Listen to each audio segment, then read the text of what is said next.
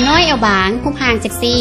มันเกิดขึ้นได้เมื่อทานใส่สุดปรับสรีระนาโนสลิมฟิตบ่ต้องกังวลกับการกินอาหารบ่ต้องเมื่อยกับการออกกำลังกายบ่ต้องอิจฉาหุ่นของนางแบบอีกต่อไปสุดปรับสรีระนาโนสลิมฟิตจะเฮ็ดให้ทุกทางทุกส่วนของทานมีสรีระที่สวยงามหน้าท้องแบบเข่าก้อนไขมันหายไป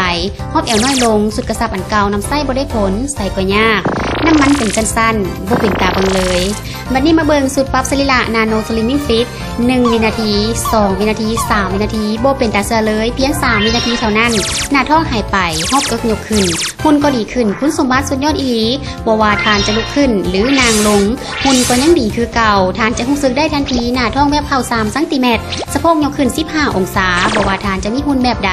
สุดปรับสรีระนาโนสลิมฟิตจะเฮ็ดให้หุ่นทานดีขึ้นดูดีขึ้นและเซ็กซี่ขึ้นภายในพริบตาเดียวสุดปรับสรีระนาโนสลิมฟิตจะช่วยปรับสรีระและลดไขมันไปพร้อมๆกันฮอบแอวน้อยลงได้สัดส่วนยกทรงเอิกขึ้นหน้าท้องเนียนเรียบกระซับหลังให้ซื่อยกสะโพกขึ้นกระซับต้นขาให้น้อยลงใส่แล้วปัญหาทุกส่วนของร่างกายแก้ไขได้ในเวลาเดียวกันสุดปรับสรีระนาโนสลิมฟิตออกแบบตามหลักสรีระวิทยาเพิ่มแผนปรับสรีระอีกสั้นตามความสำคัญของร่างกายปรับความสมดุลปีนอ้อม360องศาเฮ็ดให้สัดส่วนกระซับอยู่ตลอดเวลาที่สำคัญมีแห่ธรรมชาติ999จุดช่วยกระตุ้นและส่งพลังงานความร้อนกระตุ้นไขมันละลายอยู่ตลอดเวลายิ่งใส่โดนเท่าใดยิ่งละลายไขมันหลายขึ้นเท่านั้นมีแค่ขอเสนอสุดปรับสรีระนาโนสลิมฟิตในราคา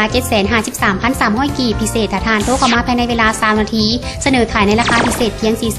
483,300 กีบเท่านั้นพร้อมหับครีมนวดลดไขมันทันที1หลอดฟรียินดีหับสำหรับด้วยบัตรเครดิตค่าจัดส่งทั่วประเทศ 54,000 กีบโทรมาที่เบอร์ 56258888 56258888ติดต่อหับแคตตาล็อกสินค้าฟรีสินค้าดีต้องวีแค่เท่านั้น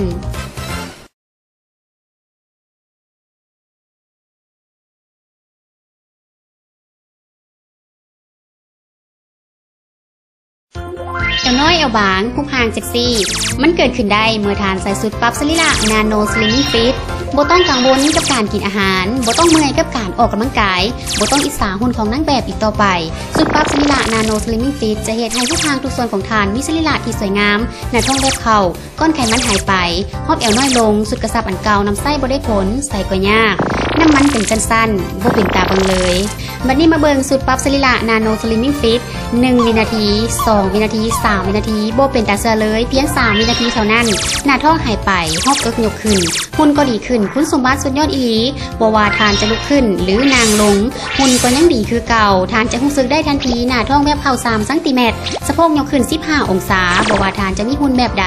สุดปรับสรีระนาโนสลิมฟิตจะเฮ็ดให้หุ่นทานดีขึ้นดูดีขึ้นและเซ็กซี่ขึ้นภายในพริบตาเดียวสุดปรับสรีระนาโนสลิมฟิตจะช่วยปรับสรีระและลดไขมันไปพร้อมๆกันฮอบแอวน้อยลงได้สัดส่วนยกทรงเอิกขึ้นหน้าท้องเนียนเรียบกระซับหลังให้ซื่อยกสะโพกขึ้นกระซับต้นขาให้น้อยลงใส่แล้วปัญหาทุกส่วนของร่างกายแก้ไขได้ในเวลาเดียวกัน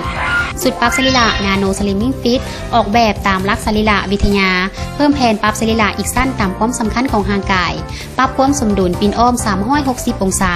เฮ็ดให้สัดส่วนกระซับอยู่ตลอดเวลาที่สำคัญมีแห่ธรรมชาติ999จุดช่วยกระตุ้นและส่งพลังงานความร้อนกระตุ้นไขมันละลายอยู่ตลอดเวลายิ่งใส่โดนเท่าใดยิ่งละลายไขมันหลายขึ้นเท่านั้นมีแค่ขอเสนอสุดปรับสรีระนาโนสลิมฟิตในราคา 753,300 กีบพิเศษถ้าทานโทรเข้ามาภายในเวลา3นาทีเสนอขายในราคาพิเศษเพียง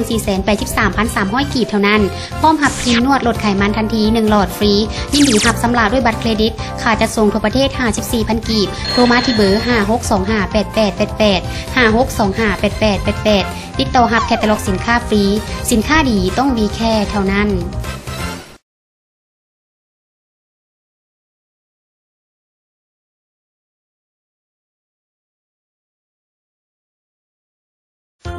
เอวน้อยเอวบางพุกหางเซ็กซี่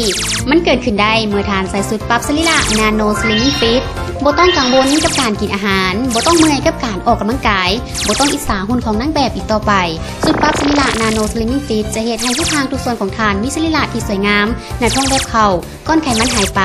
ฮอบเอวน้อยลงสุดกระซับอันเก่าน้ำไส้บ่ได้ผลใส่ก็ยาก น้ำมันเป็นสั้นๆบ่เป็นตาเบิงเลยบัดนี้มาเบิงสูตรปรับสรีระนาโนสลิมมิ่งฟิต1วินาที2วินาที3วินาทีบ่เป็นตาเสือเลยเพียง3วินาทีเท่านั้นหน้าท้องหายไปหอบเอิกยกขึ้นหุ่นก็ดีขึ้นคุณสมบัติสุดยอดอีหลีบ่ว่าทานจะลุกขึ้นหรือนางลงหุ่นก็ยังดีคือเก่าทานจะรู้สึกได้ทันทีหน้าท้องแวบเข้า3เซนติเมตรสะโพกยกขึ้น15องศาบ่ว่าทานจะมีหุ่นแบบใดสูตรปรับสรีระนาโนสลิมมิ่งฟิตจะเฮ็ดให้หุ่นทานดีขึ้นดูดีขึ้นและเซ็กซี่ขึ้นภายในพริบตาเดียวสูตรปรับสรีระนาโนสลิมมิ่งฟิตจะช่วยปรับสรีระและลดไขมันไปพร้อมๆกันหอบแอวน้อยลงได้สัดส่วนยกทรงเอิกขึ้นหน้าท้องเนียนเรียบกระชับหลังให้ซื่อยกสะโพกขึ้นกระชับต้นขาให้น้อยลงใช้แล้วปัญหาทุกส่วนของร่างกายแก้ไขได้ในเวลาเดียวกันสูตรปรับสรีระนาโนสลิมมิ่งฟิตออกแบบตามหลักสรีระวิทยาเพิ่มแผนปรับสรีระอีกสั้นตามความสำคัญของร่างกายปรับความสมดุลปีนอ้อม360องศาเฮ็ดให้สัดส่วนกระชับอยู่ตลอดเวลาที่สำคัญมีแห่ธรรมชาติ999จุดช่วยกระตุ้นและส่งพลังงานความร้อนกระตุ้นไขมันละลายอยู่ตลอดเวลายิ่งใส่โดนเท่าใดยิ่งละลายไขมันหลายขึ้นเท่านั้นมีแค่ขอเสนอชุดปรับสรีระนาโนสลิมมิ่งฟิตในราคา 753,300 กีบพิเศษถ้าทานโทรเข้ามาภายในเวลา3นาทีเสนอขายในราคาพิเศษเพียง